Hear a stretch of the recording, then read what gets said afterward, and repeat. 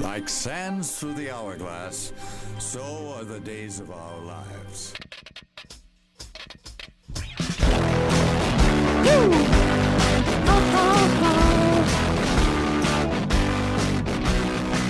I'll take you for a ride.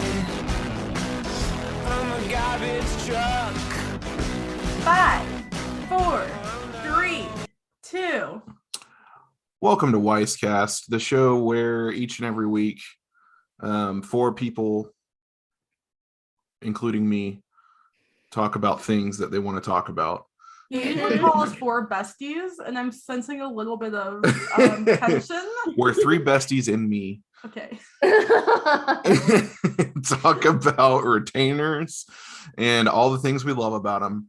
I'm your host, Aaron Weiss, and alongside with me is the Duchess of Decatur, Erica J. Weiss. Hello, everybody out there. And as usual, we are joined by the coolest cats in all of Covington. All of it. Oh, wow. Honored. Caleb and Megan Peeler. Woo! us. Kitty cats. So I just have to start, Aaron. Yeah. So like you give Erica an honorific as the Duchess of Decatur, and you give us honorifics. Yeah. Do you have one? I don't. You would be the Duke. Yeah. I guess I would be the Duke of I Decatur. didn't know if that was implied. But it doesn't have alliteration. Yes, it does. Duke. Duke of What? I English teachers. so I think I was thinking of it as like I have to go by his first have an A sound because his name's Aaron. Even though Erica. I think it's like I was like, oh, my name's Caleb, cool cat, Covington. There you have it. There you have That's it. implied to Megan. Yeah. I have no C in my name. I Or never really thought of it. In fact, the thing that inspired doing those types of intros wasn't even an alliteration. I just kind of took and made an alliteration for myself. So the thing that inspired it was, any guesses? Any guesses what inspired it? Kind of funny podcast. Yeah. Kind of. Kind of. Back when the people at Kind of Funny were at IGN, they did a PlayStation show called Podcast Beyond, and one of the co-hosts was from Long Island, New York, and he always got introduced as the pride of Long Island. So There you have I it. just thought it was. Am I the pride of Noonan, Georgia? That's not saying much. You'd rather be a cool Yeah, cat I in guess. Covington. Long Island has a lot more people than Noonan. A couple. I was somewhere in the intro. I don't know where I was in the intro. Why don't you tell them about Patreon or tell them about... We have a Patreon, wisecast.com/Patreon. If you want to go there and give us some simoleons for some reason, please do that. Or you can email us just to say hello. Isn't that true? Yeah, that's true. Tell them what the email is. wisecastpodcast@gmail.com. I love how it's taking our one combined brain cell to remember what happens. Yeah. In the intro. Well, I just got really derailed, and I blame Caleb. me too. But I should say that if you do support us on Patreon, you will have our eternal gratitude. There's Eternal. not much That means worth forever. more, not much worth more than that. Gratitude. It's a big I thing. mean, like, when we're dead, we'll still be grateful. Yep. Yep. If you support us at the $3,500 a month tier, I will put on my gravestone, grateful for blank, and your name will be there. Hey, I don't like that. I dig it. Okay. Dig it? Like Graves? If someone wants to do the same thing, let's do it.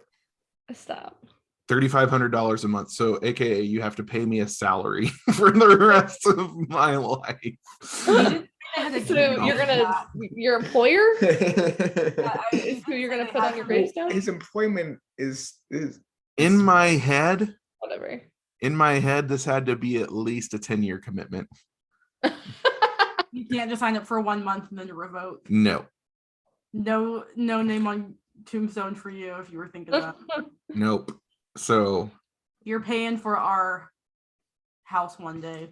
so if someone just has 300 at a very modest, No, a 3,500. very modest salary. There are so many things happening right now, and I just want someone to dive into Caleb- that topic, please. Caleb's has this hard time knowing what I feel like when you say 3,500, he just said No, because I was saying 350,000. I was saying over 10 years, $350,000. Okay. Because I know it's come up before where it seemed like there may have been a miscommunication between that. Wait, And I got to do the math here. we're dog. talking about per month though. So where did that math just? Yeah. Anyway, I think we need to move on. I'll be real. Yeah. I'm It's gonna be actually real. $420,000 I'm gonna be real with everyone here. That is not what 400. It's so real. over 10 years. I just multiplied that by 10. Oh. Huh? I think we should move on. Yeah, let's move on. That was an interesting topic they want to talk about. Anyone? Caleb. Sure. I'll start. Yeah. It's tax season, guys. You know what that means? What? I don't know. I'm always Did you scared. say tax season? Yeah, it's tax season. Yeah, I'm always I scared of doing taxes. got Wait, is that the email from topic? It's TurboTax not. just But I looked at my phone. I got an email from Free Tax USA and it reminded me that I'm scared to do my taxes. Oh, fine. I like your little.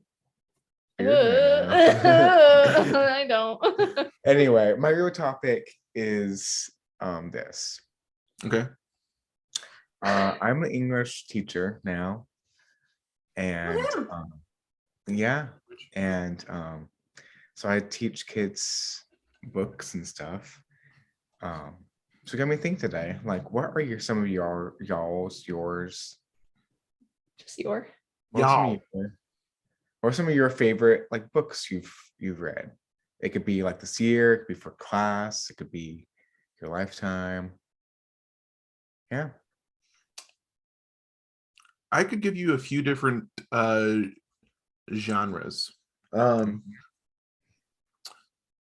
My favorite nonfiction book of all time is called Scary Close by Donald Miller. It's kind of a memoir of sorts about how he met his wife. It's very good, and just all of the personal obstacles he had to overcome to get to the point personally where he was ready to date the woman that he would marry. It's very, very good. Highly recommend it. That's the guy who wrote Blue Like Jazz, right? Yes, his most famous book is Blue Like Jazz. As far as I do prefer, I can't say I prefer fiction. I'd say it's more fun to read fiction, but I definitely like reading some of the I definitely like reading people like Donald Miller or Bob Goff or anyone who writes about spirituality and Christianity and that kind of stuff. But for a little overlap, maybe go Chronicles of Narnia. Great series. Erica and I just finished listening to Harry Potter. And we're looking for another series collectively to start. So yeah, those are probably my answers. I know it's pretty basic, but I wouldn't say that was basic. I mean, I'm about to be even more basic, so I would be remiss if I didn't mention Silence. Who's that by again, Caleb? I can't. Oh, it's not. I don't have it on this bookshelf. Is it? I can never remember his name. Shizaku. I can't remember the name either because it's a Japanese name. Yeah, it is a fictional book, but it's also it's historical fiction. Yeah. but it definitely has a lot of, well, it's definitely pretty heavily Christian themed. Mm-hmm. It's very, So very good. I that's, still need to see the movie. I have yet to see the movie. the movie's very good too. Very true to the book. Those are my answers. I don't know how many you wanted, but That's the thing, that I think that's fantastic. Mm-hmm. I agree. I am currently trying to look up the pronunciation of an author's name so that way I don't absolutely butcher a Nigerian name live on the podcast. Mhm. But I will just do my best. First things first, Harry Potter. J.K. Rowling is not Nigerian. It's a different author. What? I almost made a this. joke. I was like, it's pronounced J.K. Rowling, but I think it is. I don't know. Some people say Rowling. I've heard it both ways. I'm more of a Rowling girl. I think that's how you say it. Rolling. Because I remember looking it up one time, because back in the day I used to care a lot about how to say her name. So I looked it up and I've been saying it Rowling ever since then. So I guess I must have figured it out, but I don't know. I love Harry Potter. It's the one book series that I have read like multiple times. I think it's fantastic. And then I was also an English major, much like Caleb. So I've had the pleasure of having to read a lot of really good books that I may not have wanted to read in the moment because I was like, it's just homework. But then like by the end of it, I was like, you know what? I am very glad I read that. Mhm. One of those is called Americana, and it is written by Chimamanda and Yotsi Adichie. I know how to say Adichie. Her last name is Adichie. Mhm. And it's a really cool book about moving from Nigeria to America, which she did in real life, but this is not a memoir. It's like a fictional book about her own experience, if that makes sense. Mhm. And just the experience of like what it's like to be an immigrant and also what it's like to be Black in America. When you live in Nigeria, you don't see yourself as Black because everyone is, not everyone, but Yeah. obviously like the vast majority. So it's just a very different experience being in America. Hmm. And like, I don't know, it's just it's a good book. I really, really enjoyed reading that. And another book I really liked reading was called White Teeth by Zadie Smith. I know that Zadie Smith is a pretty popular British author, and that's just the only book of hers I've read. I'd love to read more of her. And that book was all over the place. It like didn't have a main character. Like everyone in the book was the main character. Like not each chapter, maybe like every few chapters it kind of switched which character we were mainly following, but we didn't really ever lose track of where any characters were. They were all kind of there all the time. And it is such themes of like classic British literature of like, what is fate and do we have control over our destiny, or does destiny control us? And a lot of just like classic British themes that you think of in Brit Lit is, and it's cool because it's like a book from the year 2000, I think, so it's not like old British literature, but it's really it is a modern twist on Brit Lit, I think. So it was a very fun book for me to read too. And a childhood favorite that is not Harry Potter, believe it or not, everyone, I do have one of those, called The Weston Game, which is it's a murder mystery. And I didn't do it. And this kid is kind of like trying to solve it. I kind of forget what happens because I haven't read it since I was a kid. But I remember like when I discovered the plot twist, I was like, oh! Like that was the first time a plot twist had truly gotten me, and I was so pleased. So that's a good one. If you want like an easy book to read, like I read it in 4th grade when I had not very good reading level. So yeah, that's a good one. Cool. Yeah. Yeah. I have a lot of books I like. I feel like I'm the first book or book series really, and like author I really like immersed myself in was Mortal Instruments by Cassandra Clare. I got very into that book series in like middle school. and that's probably one of like the first like hefty, like really big world building type books I probably got into. And it was a really good bonding thing between myself and my now sister-in-law, but at the time she was just dating my brother. And that was like really cool to have because she was like this cool like 20-year-old who's like hanging out with me, little 13-year-old, talking about the same book series. It gets a little absurd. There's 6 books, I believe. I actually finished it. I did not think I would, but I didn't think it needed to be that long. But the first 3 were like, I loved them and I reread them so many times. But anyway, that was probably when I really started getting to more like series and like more in-depth books. But I think I've always liked fiction, the fake stuff, and like young adult books. So I've always read like all of those like classic ones. Like The Selection is a pretty classic young adult series. The one that's like also one of my favorites that I read in high school, and her name it's by Marie Lu, is the Legend series. I really love that book series. I don't know why. It's like, not but it's just so good. I love it, and I really like the author in general because I've read other books of hers. That's a good young adult one. I mean, now it's like when I read it now, it's like very kind of young, but it's still very nostalgic for me that I like it. A book series that I've really gone into, really just like author, is Brandon Sanderson, and basically most of his books I like and have enjoyed and are really into. And he has a really great book series. He has too long of book series.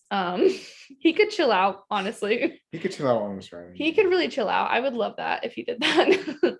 But I really like reading his like Stormlight Archive. His Mistborn series is really good. That was one I thought about that maybe you guys could get into. Is the Mistborn series. Didn't you say that the other day? Yeah, that one's pretty good. That one's it's shorter. Yeah, I mean, they also it does then has like a spin-off series from it, so it's like, is it really shorter? I don't know, but I really like those. But I think recently-ish, I'll like get really into like a series, and then I'll get really tired of like having to keep up with a series and like how there's gonna be multiple books and blah blah blah. And so some like one-off books I really liked is by Ruth Ware, and she has really good like thriller mystery books. One of them was like Girl on a Train, which I know became a movie, and it was actually really good. Like it was very similar to the book. It had Emily Blunt in it, in case you're wondering. But she has really good mystery thriller ones. I'm trying to think. I've like read some like nonfiction ones. I feel like there's not many that have been really like, I really loved this nonfiction. I don't know. I think sometimes it's harder for me to get as into those. I don't know. I think like, I don't know if this is gonna sound silly, but I know I really like The Things They Carried.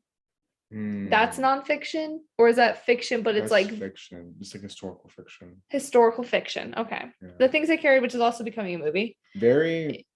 Is really good. I do remember really liking that one. It's tough. Yeah, war. So The Things They Carry is like, is it just Vietnam? I think so. It's like, I haven't read it in a while. It's an anthology of different soldiers talking about things they carried in the war, like around.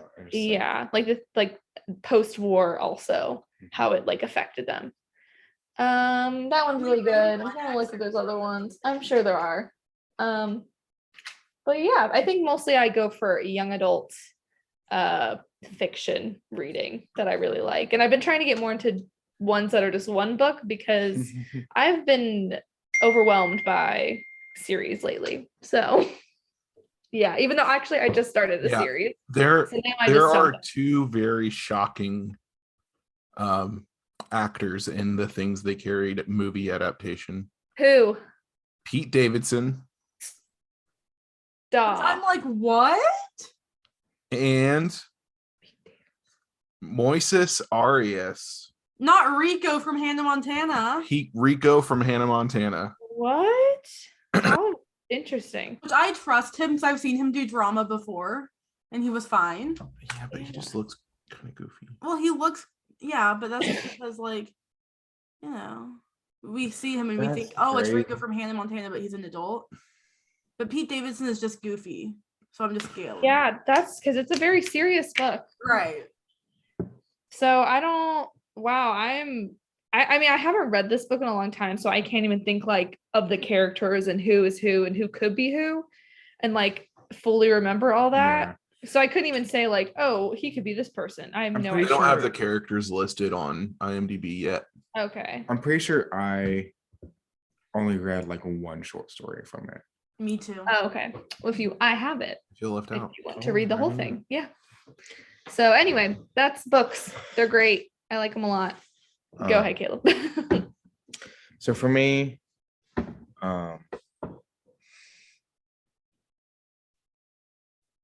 as far as like, so I'm gonna put like a couple different genres, like Aaron did. So as far as like science fiction goes, one of my favorites is called Seven Eves. It's written by this guy named Neil Stevenson, and I had to read it for class in college. And Neil Stevenson worked on like, he's an actual physicist, like he's a scientist. Like he worked on this project called Blue Origin, I think, if I remember right. Blue Origin is Amazon's rocket stuff. I think that's right. I read his biography or his like little thing Yes. a long time ago. But he's an actual scientist, and Seven Eves is about basically the first line of the book is the moon suddenly and without reason blew up. Wow. So it's just Sucks. Humanity's trying to survive the Earth from blowing after the Earth blew up. And one thing I like is like they talk about why, like they never really answer why the moon blew up. And it's kind of like when people ask, it's like, you know what, at this point, it doesn't matter. Like us knowing that it did happen, how it happened, doesn't change the fact that it did. So we just have to focus on surviving. But it's great. It's a great book. All kinds of just like the tenacity of like people to survive. Tenacity Okay. of people to survive. It's very cool. And so it's like a science fiction. I also give another recommendation for science fiction is I love C.S. Lewis's sci-fi, specifically Out of the Silent Planets. He has 3. I've only read the first 2, but Out of the Silent Planets, the first one, it's just very good. I think it's very simple. I think by today's standards, it's not very good, but conceptually, it's like very captivating to me.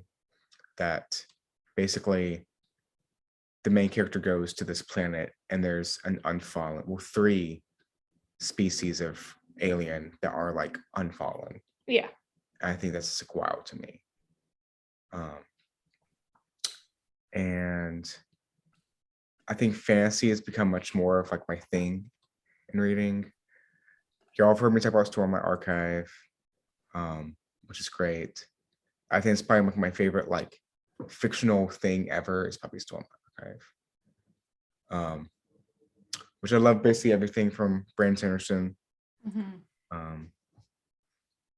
As far as nonfiction books, I like reading nonfiction, but it's rare that I'm like, man, I like that book again a lot. I want to read it again. Or like, I don't have the same drive for nonfiction, just be like, man, that was such a great book. I do remember liking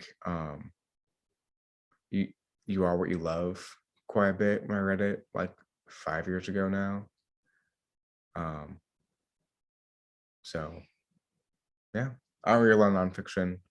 It's always one of those, I'm like, I should read more of that, but it's a lot more fun to read fiction. Yeah. So that's where I'm at. But the thing is nonfiction feels like less of a commitment for some reason. Fiction feels like I have to dive into this world and I have to get into it, and then nonfiction is like I remember I was really into Pitch Perfect in high school. It was like the best movies I had ever seen. And for Christmas one year, I got Anna Kendrick's memoir. So random. Yeah. And I like read the whole thing. And it was maybe the whole thing, quote unquote, because it's like if there's a chapter I don't care about, next. I want to hear about her Okay. experience in Twilight. You know what I mean? Like, I think that's why I don't read a lot of nonfiction either, probably just because I don't read a lot in general. But I have read nonfiction and found it so much easier to read because I don't have to worry about making sure I read every sentence. Because if I miss something, like, it was probably just about, I don't know, her childhood. I want to hear about Pitch Perfect, Queen. Like, let's get to that. So. No, I think I find reading comic books a whole lot like more relaxing than reading like a novel. Yeah. I don't know. It feels very different. Like a different part of my brain has to work reading a comic book than like That makes sense. Yeah. It's because the visuals are there for you, I think. Oh, that's helpful. That makes sense. I like pictures in my books. Picture books. There's technically pictures in Stormlight Archive. Yeah, I guess so. They're few and far between. Yeah. Anyway. Oh, I remember one of my elementary school teachers, I feel like early elementary school teacher, maybe I say early, maybe like third grade or something, taught us how to remember the difference between fiction and nonfiction. Let's hear it. Fiction can have fairies. Nonfiction, no fairies. No fairies. Yeah. So it's just like the alliteration of it. Fiction, fairies, nonfiction, no fairies. Okay. Oh. The alliteration of it all. It all comes back to alliteration. Yes. Well, I would like to say that my topic is not the same as that, but it has like your topic, Caleb, could have been a subsection of my topic. Oh. So Cool. I'll just go ahead and do mine. Do it. I feel like there is an interesting thing that happens when people talk about their favorites. Because sometimes it's like, what's your favorite band or musician? And it's a very easy, this person or this band, very easy to answer. Or like favorite food, favorite song, favorite animal, favorite color. You know, there's like so many favorites. And for some people, it's a very, like, I've thought of this because I know this question would be asked and now I know it and I can say it very easily without thinking. And for other people, it's like, oh gosh, can I name 10? Because I don't know what my number one favorite of any category would be. Do you know what I mean? Yeah. And I always find that very interesting. Because for example, when someone asks me my favorite color, I always say pink and yellow. Because like I love those colors. I see them and you know, does something happy to my brain. But there are certainly days where I definitely am feeling blue or green or purple more. But I wouldn't ever say blue or green or purple is my favorite color because that's just too much to think about. Do you know what I mean? Yeah. Or like favorite animal, I've always said a shark. Why? I don't know. I don't know. I think I watched Shark Week once and I was like, that was cool. Sharks are my favorite animal. That was cool. And I have not thought much about sharks since then, but I still say sharks are my favorite animal. So I was just wondering if anyone has had like thoughts about this. Like when people talk about their favorites, do they really say their actual favorite? Or do people who say, let me think, I might have 10 favorites, are they more on the right track than the people with the answers? I would love to know. I definitely think you're on something, Erica, as far as like, you know, I think it depends a lot on my mood. Like I know my top like 3 favorite movies, like easy. And they might change order every now and then, but those 3 are like pretty set in place. But like if you go past that, they get more ambiguous. So stuff changes a lot more often. And it just depends like what season I'm in, you know? Yeah. For sure. I think that's big. Yeah, that's basically, I think that's all I have to say about that. This just made me think about, so I'm with kindergartners and I know that kindergartners have a really hard time nailing down one thing as a favorite because at least from what I've observed, they're too worried that means anything else they don't like. If they say one's their favorite, that's like their big like sometimes it's just really hard for them to make the decision of like, or picking between 2 things because we'll have like a question of the day and it'll be between like this is an example. Do you like if it's snowy or if it's sunny better? Or like which one would be your favorite of those two? And they're almost like frozen indecision of like, well, if I say my favorite's sunny, does that mean I hate snow? And it's like, no, you just have a favorite, or like just having one favorite doesn't negate everything else you like. Two great options. And that's exactly what you were talking about with your favorite colors. Like, just because one day you're feeling this blue jacket more than you're feeling, my pink sweater. Your pink sweater doesn't mean that pink's not your favorite color. It's just like, oh, I thought I looked really good in this blue jacket today. Right. Right. Yeah. I think it's pretty interesting that just like the thought of favorites, because to go to the movie example, like some of my favorite movies, I don't think I could watch over and over again. Like I don't think like The Departed, I don't want to watch it more than like maybe once a year. Yeah. But it's a lot. I've watched it once and that might have been enough. There are movies in my top 10 favorite movies that I could watch, every other month or so. Like Scott Pilgrim versus the World. I love that movie and I could watch it more often. So I think when you get into favorites, you kind of have to talk about like those like comfort things that might not necessarily be your go-to answer when you say something's your favorite. So like for favorite food, I would probably say that Cincinnati chili is my favorite food, but dang if pizza's not my comfort food. Well, that's interesting about favorite food, because I always say my favorite food is peanut butter, but that's not a dish. A lot of times when people say what's your favorite food, they mean like what are you most likely to want for dinner, or like your favorite like put together meal, I guess. I don't know. So it's just interesting. Favorites. Why does that keep happening? I don't know. Favorite song? I could not tell you my favorite song. Yeah. Like absolutely not. But I can tell you like my favorite Taylor Swift song, or my favorite Harry Styles, or my favorite Lorde, or my favorite whatever. But that's just like too broad of a category. And I feel like there are some things that you get asked about, like what's your favorite this or that, where it's like, how would you even like your favorite Disney princess? Some people are like, oh, duh, Jasmine, done. But like, I'm not like that. I have no idea who my favorite Disney princess is, or I don't know. My favorite season is literally usually the season that's about to happen. So right now, my favorite season is spring, because I'm so excited, because I know that it's going to be so warm and I'll get to wear pastels. It's not that I can't wear pastels now. I can do whatever I want, but it'll be cute. If you're an adult. That's just interesting. I sometimes just think about, I feel like I'm such a faker for being like, oh, my favorite whatever is, I'll just like to say something that I like, but I don't think it's my favorite, but it's just nice to have an answer. I think you have something about like your favorite has to do with comfort, like Aaron said. Yeah, that's very true. Comfort's I think big things. I think of like my favorite movies, and like yes, I love like Empire Strikes Back for a lot of reasons, but I think because like that is a movie I watched so much growing up that just like I know everything's gonna happen. It's like iconic and it hits every time still, but it's like I know it's gonna happen. Right.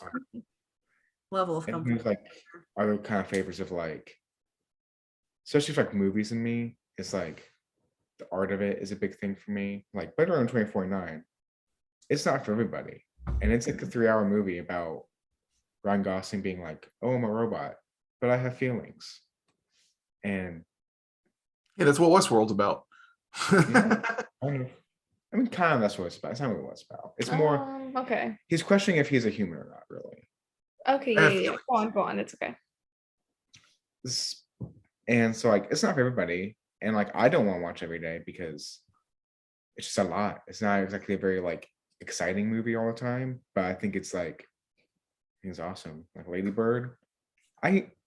Caleb talks about it as if he's gonna watch. I feel like every time we're talking about movies, he's like, I could do Lady Bird. I'm like, Caleb, you have the opportunity plenty of times to watch Lady Bird on your own. And he does not do that. It's been almost 2 years, I think, since I watched it. Wow. I think last time I watched it was when I watched it with you. Oh. Sorry if I killed that for you. I'm just kidding. Like that, you won't watch that it was anymore. almost 3 years ago. That was almost 3 years ago. Because it was our senior year of college. Old man. Caleb's having a breakdown. He hasn't watched Lady Bird recent enough. I know. Maybe we should have another movie night. Remember on Halloween when we all chose a movie? Maybe we should do another one, but it's just like we can choose a movie of any movie. Okay, well, we can't stop. Like, it has to end on a happy one. Okay. Okay, mine will be The Parent Trap. Okay. Not that. Ooh, favorites. Anyways. I think they're hard. Thank you all for talking favorites with me and Oh. whether favorites are real. And you thought that was dumb. I thought it could be. I thought maybe no one would have anything to say. I knew I had things to say. Thanks. So Megan, I don't know how short or long your topic is. If you don't have one, if you want Go ahead, Aaron. you need time to think, I can, but mine's just a little, it's one of those things that could go kind of long. Mm-hmm. I think you should just go ahead. Okay. So we're all 20 somethings in the greater Atlanta area. Mhm. And I just keep thinking about how, like, obviously Erica and I are more recently married, but I mean, in the grand scheme of things, we're all pretty recently married. Yeah. And like Erica and I are about to go through a career change, or yours is a slight career I change. hope no one from St. James is listening to this. I haven't told him yet. I potentially, at least changing jobs, maybe not necessarily like career paths, but Right. I don't know. It just really got me thinking about like how being in your 20s is so interesting. Like, for Americans, we're pretty young to be married. The average marrying age for Americans is like 31 or something like that. Something like that. And having a kid is like 34, which is Mhm. crazy because there's so many like teen pregnancies. But I've just been thinking about how interesting, like, you can meet someone roughly our age, let's just say 25, because I'm older than y'all. Yeah. You can meet a 25-year-old and they can, have their life together, have a nice salary, job, potentially own a house. You can own a house even younger. They could be single, they could be married, they could have 3 kids.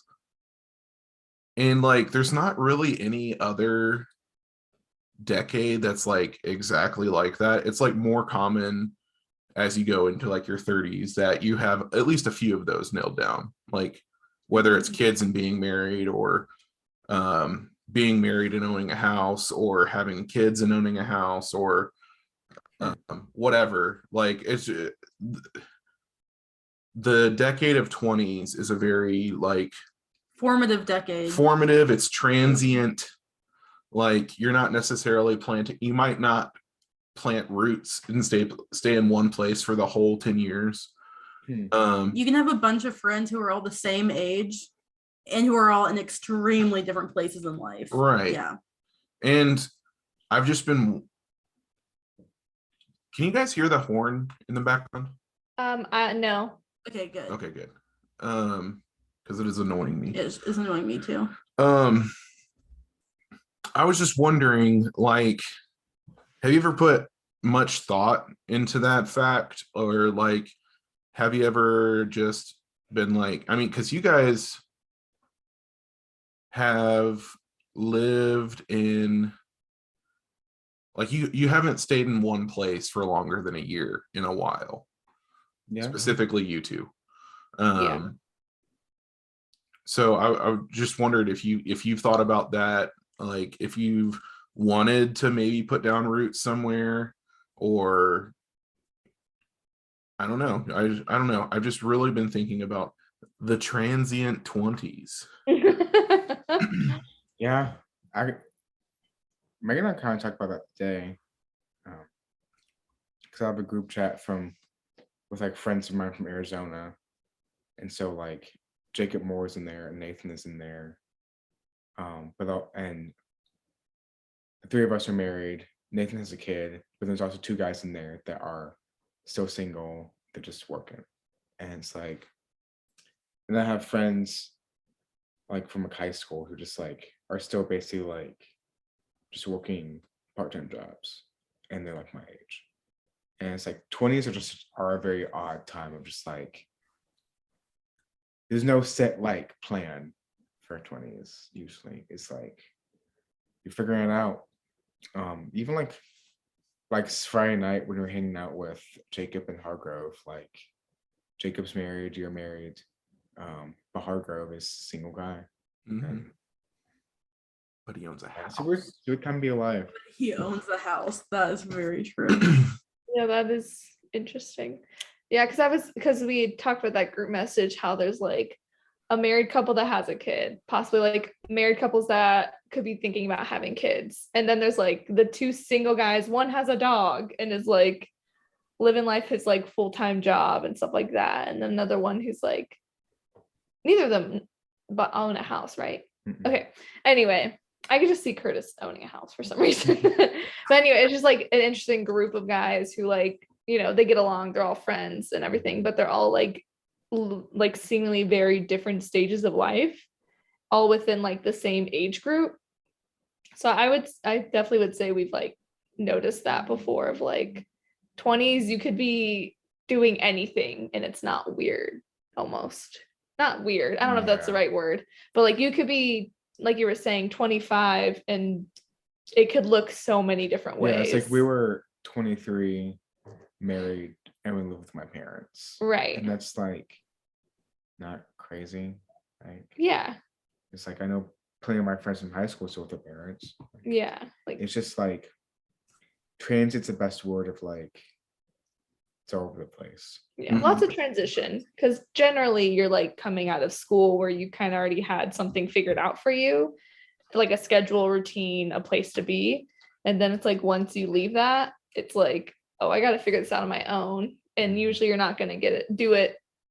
Shouldn't say right, but usually it's not going to be the same thing that you decided the first time, like job, place to live, person to be with, whatever. So that's in my trial, like goes. Sorry, say that again. Being in your 20s, it's like anything goes, you know. Right. Who knows, whatever. It's kind of like what we were talking. I think this was kind of inspired what we were talking about a couple weeks ago, like what constitutes an adult. Mm-hmm. You know, and I said something like, I know I'm an adult. I can go get Oreos and no one can stop me. Like stuff like that is when you put things like that into perspective, it's like, oh yeah, I guess I am an adult. But like when we're talking about the transient 20s, and I guess 30s and maybe even 40s, it wouldn't be, but like you don't expect a 20-something-year-old to have it quote unquote figured out. Yeah. But maybe you might expect that of a 30-something or a 40-something or a 50-something. Yeah. And something that's slowly revealed to us as we get older, no one has it figured out. Well, that's what I was about to say, is like, at what level are things figured out? Because I definitely have like long-term goals and like a vision for what I want to eventually like have accomplished or have figured out. You know what I mean? Yeah. But I don't know, like, if once I've reached those goals, if I'll have a million more goals or an even greater vision for what I want. Yeah. So it's like, I hope that eventually I become very good at like budgeting money. I hope that like we have a house that we own. I hope that I come up with like a good like healthy eating exercise kind of routine. I hope that like we have children. I like these are all like big things that I hope. And then I'm like, in my next, maybe in my 30s, that's where I would like to be. But it's hard to imagine being in my 30s and being like, oh, but now I want all of this other stuff, which maybe that will be like a more fulfilling career, or maybe that will be actually I don't want to work anymore, I'm going to be a stay-at-home mom, or maybe that will be, I don't know, maybe that'll be like a big saving goal and I want to save up for something really, really big that I didn't think I'd ever be able to afford. Like it's just so hard to picture what it will be. So it's hard, I guess, as you were just saying, Erin, like it's kind of revealed to us that no one has it together. But I'm like, some people have it more together though, and I have aspirations to get there. But like once I'm there, will I be like, I'm still nowhere near where I want to be? Because I don't want to say that I'm currently nowhere near where I want to be. Things are so good. Hashtag blessed. But there's like more steps I'd like to take. You know what I mean? I know what you mean. Yeah, no, I think that's great. Okay. No, I think that was a very good thought. Thanks. I think I was like, it was quiet because at least for me, I was pondering on it, like like soaking it in. Yeah, I think it's good though. Like I guess like it can almost be like you don't want to become in a state of complicity, or there's another C word. Complacency, where it's like, because I think it is good. You want to kind of constantly have some sort of goals or something you're kind of like striving for in a way, and not in like a I'm not good enough until I get to this, but more in like a I just want to be ever growing, ever kind of changing. And like obviously my priorities are going to change probably with each new season of life, of like, well, you know, I cared about this a lot when I was 19, but now when I'm 30, I'm not going to care about that anymore, whatever it is, you know? And I think that's a good thing to have. So I think you kind of start really seeing that happen in your 20s probably. Right. I know, like I teach some seniors, and something I try to like, because they're like, being a senior is hard. Like you feel like you have to have all the answers of like what you're gonna do next figured out, and you feel like you have to kind of have like a map of like where life's gonna look like. Like one of my students was just like telling me like she wants to like go to school and do this PT program. And like she wants to do her like practice here and like all that stuff. And I'm just like, dude, I try to tell them this when like they're stressing out about like that kind of stuff. Like the path is never straight. I think it's like something like I've told myself a lot. But like, you know, I've been out of college for like 3 years, and I remember people asking me in college, like, oh, you're an English major, you want to be a teacher? And me being like, I do not want to teach. That sounds awful to me. And here I am teaching, and I actually really enjoy it. There you go. And it's like, I don't know, the path isn't straight. Isn't it an interesting thing being an English major? And it's like, oh, you don't want to teach, what do you want to do? And it's like, Great question. That's usually what I would say to people like that. Or I would say I want to teach college. Then it was like middle of my senior year, and I was like, I don't want to go. I love school, but I want to go to school for 6 or 8 more years to be an English professor. I'm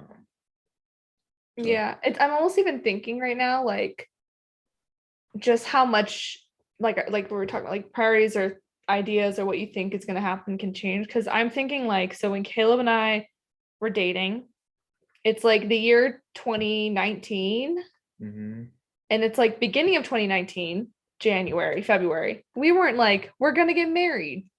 We like, it was maybe crossed our minds or whatever, or maybe we're kind of like, I guess maybe we'll get married. I wasn't really thinking like wedding plans, like none of that was really in my head. But then fast forward to just November, still 2019, and we're like, we're getting married, this is happening, I'm gonna get married by this time. And it's like such a different attitude and like priority, and it's all within like the same year. It's like crazy even just within that. Like I hadn't even like thought seriously of like the marriage until probably like like May or June. Yeah, like that probably didn't even really become a serious And we didn't thought. talk about it until like late July. Oh yeah, like maybe So it's just weird even how much it can change in like within a year of just like the transition of what you're doing. Yeah, it is really interesting. That was like definitely 2020 for us. Yeah. Yeah. What a time. You can go from not dating someone 1 minute to the next minute dating someone, in the minute after that saying, hey, will you marry me? Basically. That has been the constant roast we've been getting ever since. Yep. That we got engaged on the second date, which we didn't. For all the listeners out there who don't know us personally, we didn't. But we might as well have. It was that fast. Yeah. Yeah. I'm glad that you guys brought up like how quickly those kind of feelings can develop, and like that's not just with relationships. Yeah. It's also with like we've been talking about jobs or career, right. or like it happened to some of us multiple times with majors in college. Yeah. Like it's very interesting how you can feel one way and then just either that feeling can either increase or decrease or stay the same. In you mentioned jobs, and like I remember the job I was at before where I'm at now, like I was like pretty certain that I was gonna stay there for like another year or so, but I was like pretty confident with it, and then just like suddenly I was like, no, I gotta leave. Yeah. And it was just like, it wasn't like, it was just like, if you would have asked me like 2 weeks before, I've been like, oh no, I'm gonna be here for this another year. I feel like maybe. Yeah. There was a lot more thought even than just 2 weeks into it. I don't want to make it sound like it was a weird impulse decision. No. There was definitely, anyway, go on. But yeah, it's like, I think what I'm saying is like, I had this vision of my life, even like for a short term, like a year. And then it was like, very suddenly I was like, no, this is not for me. And I changed it. And so it's like, things change faster than they seem to say. Whoa.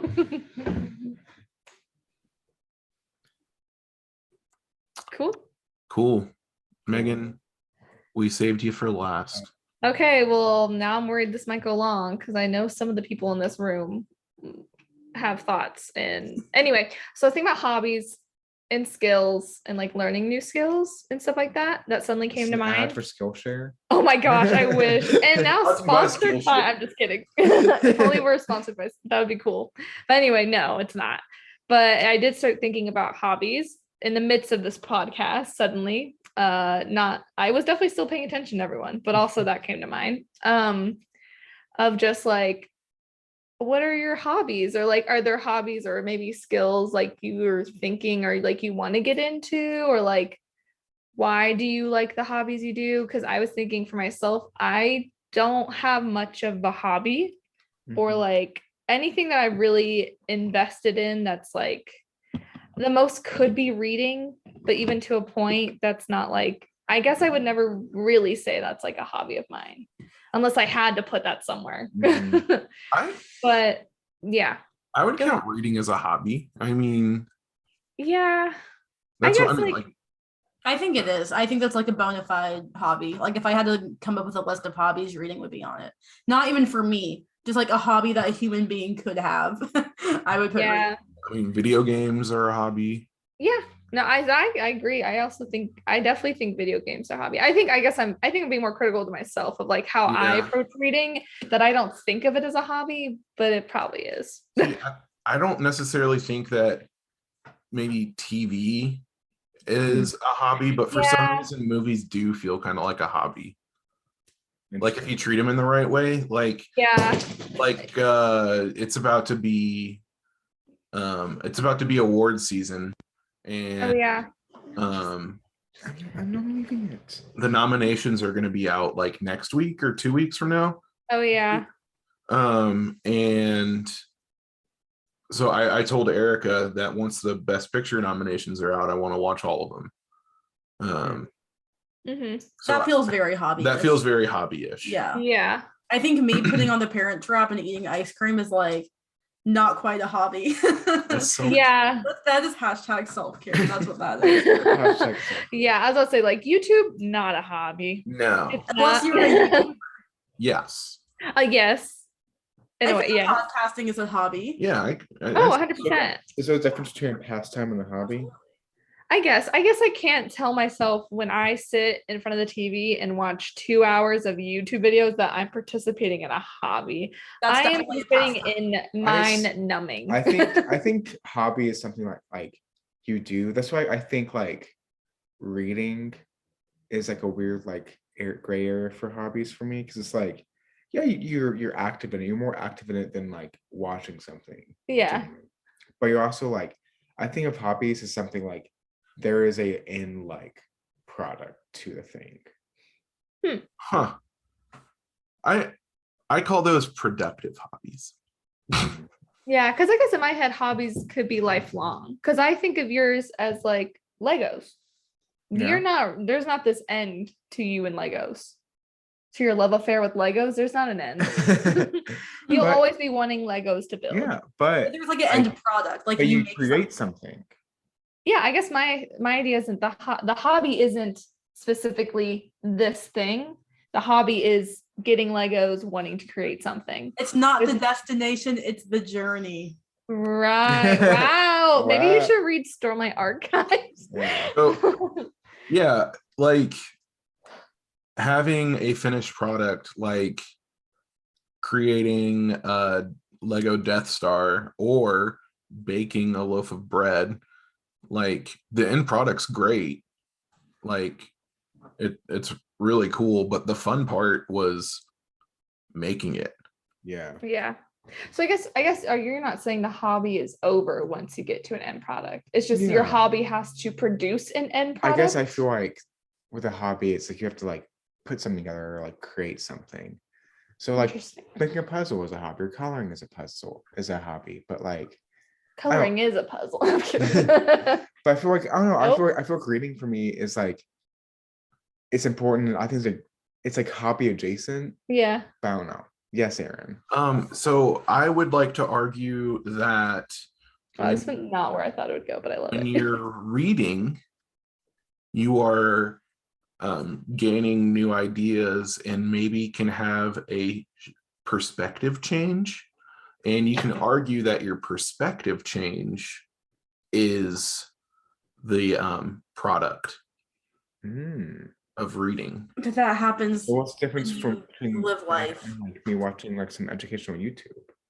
I was gonna say, I think that your perspective changes when you like age, when you meet new people. Aging's a hobby.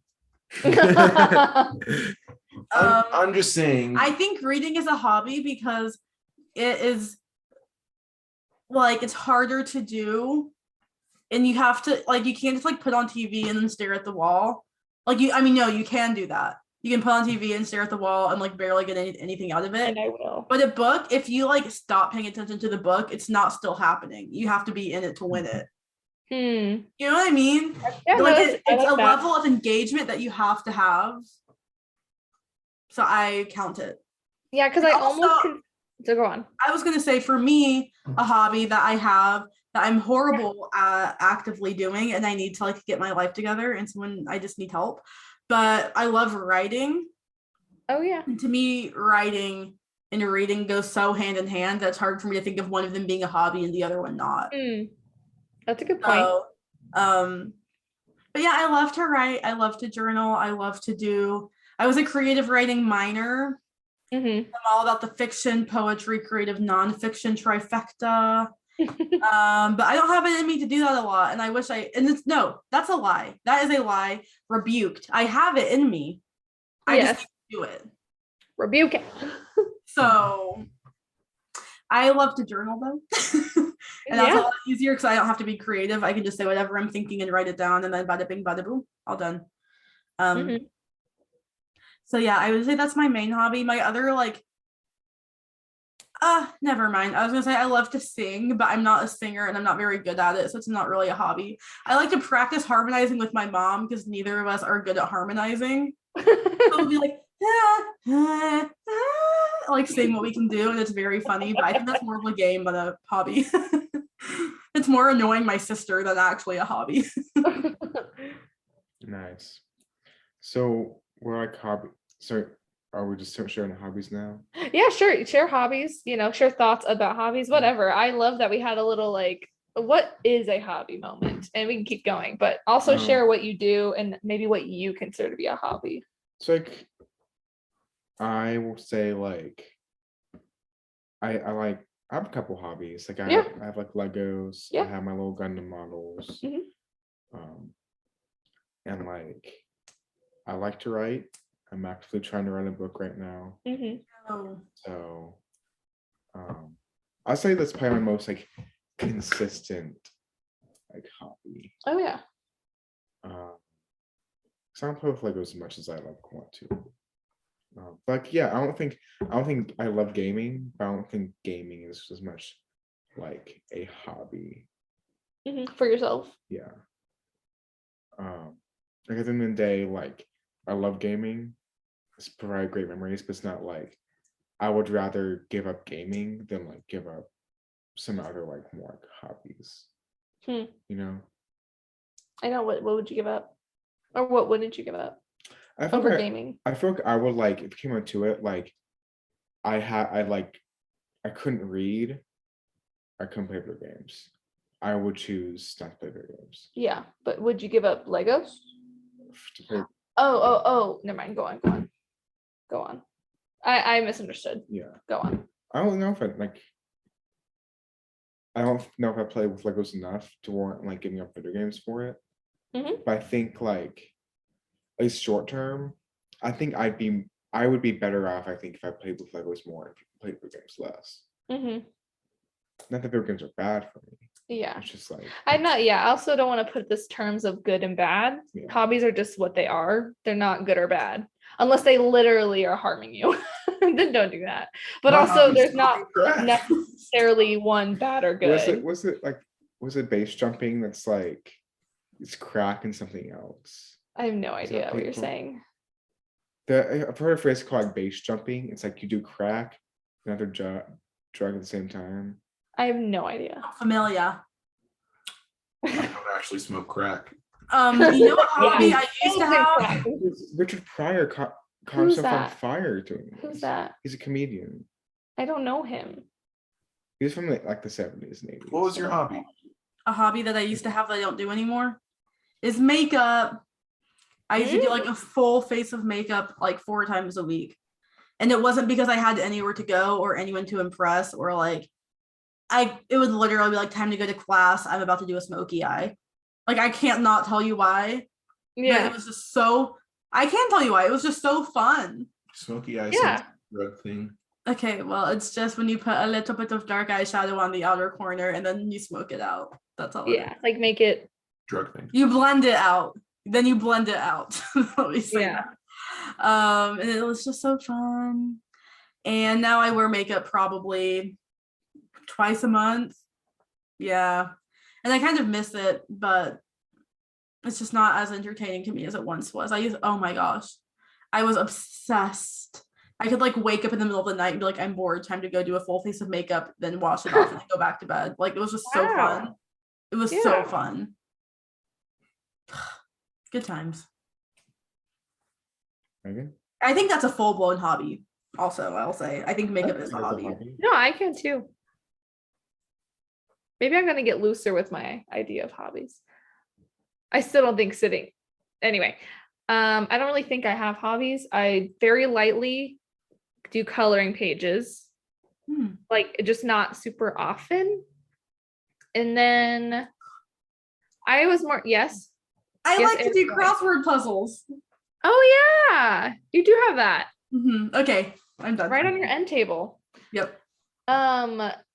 I think this also made me think of this because I think a skill even that because I'm gonna put hobby and skills together. So like I kind of have this dream of becoming fluent in sign language I like so badly want to be able to do that to where I'm like, I know one day I want to like take an actual class, like not an online class, not a little like, I don't even know, but like I'd love to like go to a classroom and learn sign language from someone.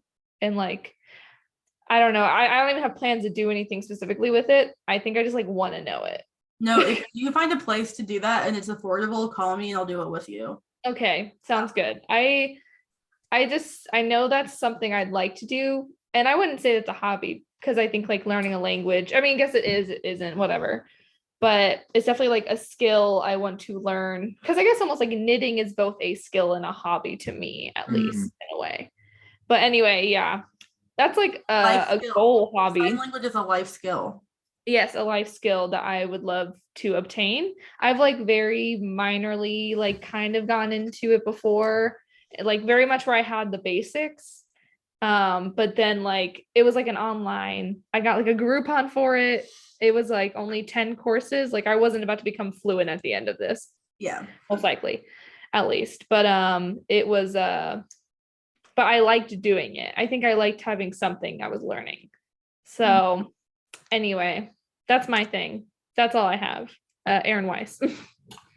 You know, I had not really considered that learning languages would be a hobby, and that brings me to a story that is very quick, but I want to share.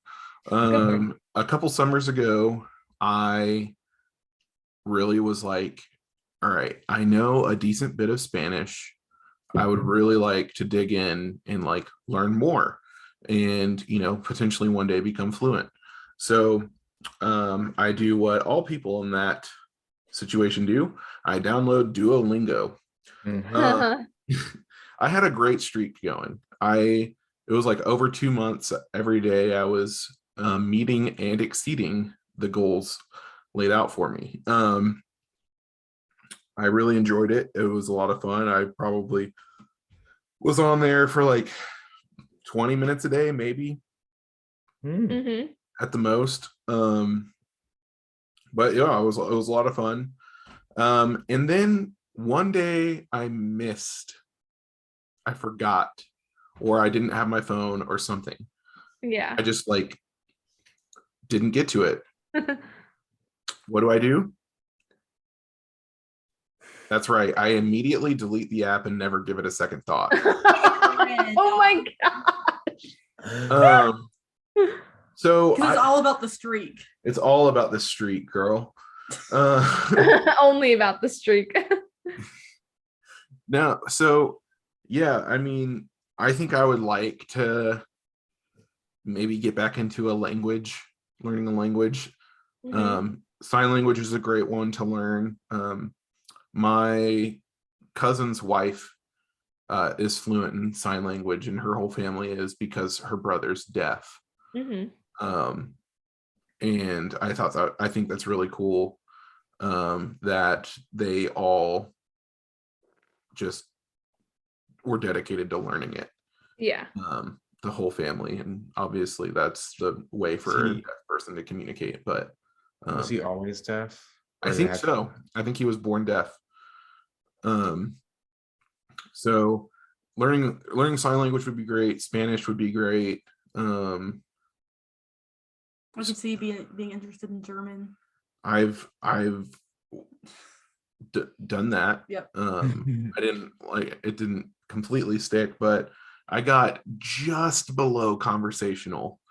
I was going to say, I could see you wanting to get back into it, I should say, not being interested in, but like, obviously you already are and have been for a long time. Yes, but my issue with that is like American Sign Language and Spanish are more useful here. You can impress all my mom's sisters by speaking German to them. I'll tell you that. I mean, I could already do that. Impress them anyway. 1 sec.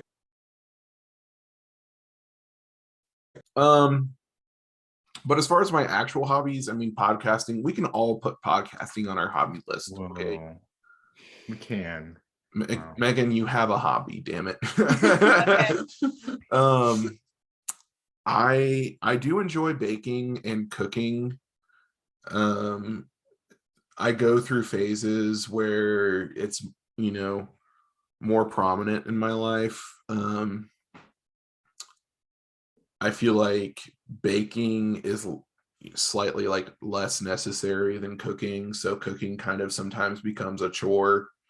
But baking is usually just for fun. Yes. Unless you're going to work at the bakery. Right. Then it is your job. Yes. Those are very fun. I like video editing, but I don't get to do that very much.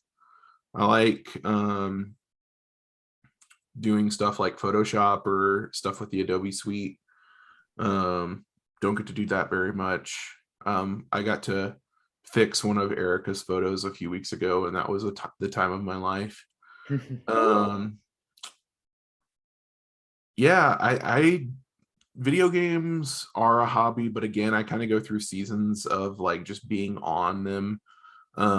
Right now I'm happy to be in a season where if I'm playing a game, it's usually Tetris with Erica. It's so fun. That is actually my main hobby. That's my number one hobby of my life. And she's always kicking my butt. Because I literally close my eyes when I'm going to sleep at night and I see Tetris. So it's just like so ingrained in my mind now that I just can't stop winning. But that's the thing with video games. Like people will like dream of them playing, like have dreams of people playing. Like I just remember when I first got like Arkham Asylum. I like those are my favorite games. Yeah. But I just remember like taking a nap after playing it and just like going through like the combat in my head. Of like, okay, like block, dodge, like that kind of stuff. Interesting. I used to have dreams that took place in Fallout. Oh, I definitely did. Those are scary dreams. Also, I played so many Bethesda RPGs at one time, namely Skyrim, that I went to a store and literally, as I was looking at an item to pick up and buy, I saw press X to steal.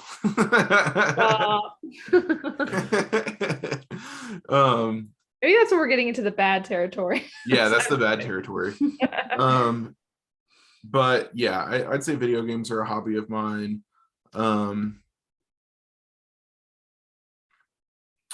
I think I'm just gonna start adding movies to my hobby list. Like, Sure. This is like the first year that I want to intentionally watch all of the Oscar nominated movies. I don't necessarily want to get into like super deep cut, like indie A24 movies. Like, I'll go as deep cut as like maybe Lady Bird, which isn't even that deep of a cut if we're honest. But I won't go like, foreign language. I don't read foreignese. The right four movies are like Pan's Labyrinth and like Parasite. So good. Studio Ghibli. I mean, yes, but it's literally translated into English. Yeah, I was like, I wouldn't consider. So there's a difference between. Well, okay, that's actually because if they're translated, they're still foreign movies, but they're not foreign language movies. Yeah, that's what I was thinking. Okay. And if you prefer to have your foreign movies with it being dubbed over in English, I support that. Because this is not diagnosed. I genuinely believe I have dyslexia because I've had a hard time with reading and getting my letters mixed up and stuff like that forever. And I can't do subtitles very well. I like to have subtitles on when watching Netflix in English, just because it's like nice to like have two things cross-reference what just happened. But I'm gonna have a very hard time keeping up with a movie that's in a foreign language with only English subtitles to go off of, because I just can't read that fast. And I just can't. Yeah, having subtitles in your native spoken language, be that English or otherwise, listeners, you tend to catch things that you might not have caught, or Do you know um, what? I like to have subtitles on, and if it's like a movie that's in English and have English subtitles on for movies that I know very well. Mm-hmm. Like I couldn't used to understand British accents very well when I was younger. So there are some lines in Harry Potter or in like Narnia that my brain just cannot wrap its head around because I'm like, when I was 7, I didn't know what they were saying, and so now I still don't know what they're saying, kind of thing. So having subtitles on for that, I'm like, oh my gosh, that's what Susan from Narnia was saying in that moment. I would have never Yeah. known. I agree. Hobbies. They never come to an end. But you know what does? This podcast. This episode. This episode of this podcast. Wisecast Oh boy. Wow. This has been Weisscast with 4 chuckleheads. Yep, that's right. There's 4 of us. I'm your host, Aaron Weiss. You can find me at The Weiss is Right. You can find Weisscast at Weisscast. Yeah, next week we'll be back again. Sorry there was a week in between there. We just had a traumatic last Monday. As Is this the 69th episode? No, that was no, last. this is the 71st. Oh. No, I know you- we missed 69. Caleb didn't know, but it was the title of the last. Anyway, I'll show him. I didn't know it until the last episode. Wow. Until next week, folks. Toodles. Bye. Bye.